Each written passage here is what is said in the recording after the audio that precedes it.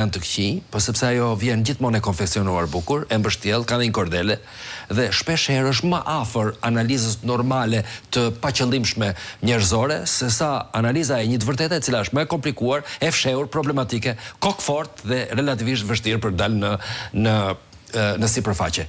Ndjen ti që është kjo ngjarje? Dhe që shqetëson më shumë. Dhe që shqetëson më shumë, padyshim. Pra, ideja është e vërteta gjithmonë dhe përballja me realitetin të bën më të shqetësuar, sepse në momentin që ti për shembull pranon që në Shqipëri vidhet zgjedhjet, praktikisht vidhet vullneti jot, vullneti im, vullneti atyre që po na ndjekin, vullneti miqve tanë, familjarëve tanë, kështu me radhë, që praktikisht kalon një shqetësim shumë të madh, që detyrimisht do shkosh drejt një reagimi të caktuar, duke pranuar këtë që zgjedhjet zhvillohen, kanë disa probleme, siç përpiqet ta relativizojë propaganda dhe këta analiste që ju përmenden, kupton që në Shqipëri ka disa përmirësime, ndodhin probleme, ndodhin kudo, dikush pa thënë para ca vite që bën edhe filma kështu jashtë me këto probleme që kemi ne, dhe po themi përpiqen të ngushtojnë veten me këtë element. Ajo në fakt që më ka shqetësuar gjatë kësaj periudhe, por edhe para datës 18 maj, edhe pas datës 18 maj, ka qenë një lloj relativizimi i të keqes që lidhet veçanërisht me zgjedhjet. Duket sikur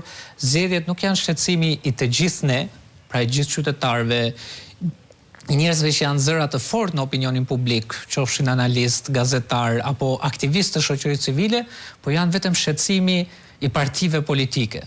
Dhe edhe diskutimi, po ta shohësh se si bëhet në media, është një diskutim që i përket vetëm partive politike. Humbi ky, fitoi ai, ky ra këtu, ai mori më shumë atje. Pra, duket sikur ne bëjmë gjoja, sikur flasim për zgjedhje si në çdo vend demokratik ku zgjedhjet kanë probleme, ama sistemi dhe struktura funksionojnë normalisht dhe jeta vazhdon. Ne sillemi kështu, duket sikur e kemi, sepse në ato vende zgjedhjet janë realisht reflektim i vullnetit qytetarëve. Duke përjashtuar, duke pasur parasysh edhe një marstak caktuar që mund të jetë problematik ose gabim, por përgjithsisht janë vullneti atyre qytetarëve. Dhe nuk kuptohet që në Shqipëri problemet që ne kemi me zgjedhjet janë probleme të tilla që nuk kanë të bëjnë vetëm me partitë politike, por kanë të bëjnë me jetën dhe përditshmërinë e secilit prej nesh. Një pushtet që vjedh zgjedhjet bëhet më pak transparent, më pak llogaridhënës dhe përgjithsisht e thënë kështu, po themi me gjuhë thjesht, nuk e çan kokën për njeri. Sepse nuk ka nevojë të jap llogari njeriut.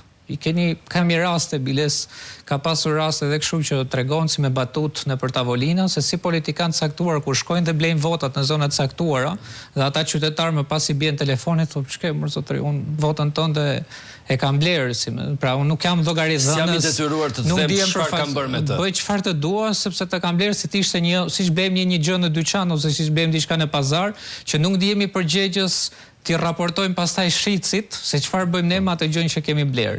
Dhe njerëzit duhet të kuptojnë që problemet që kemi ne me zgjedhjet ndikojnë ditë për ditë në përditshmërinë e tyre. Duhet të qëndroj pak këtu, Marash, duhet të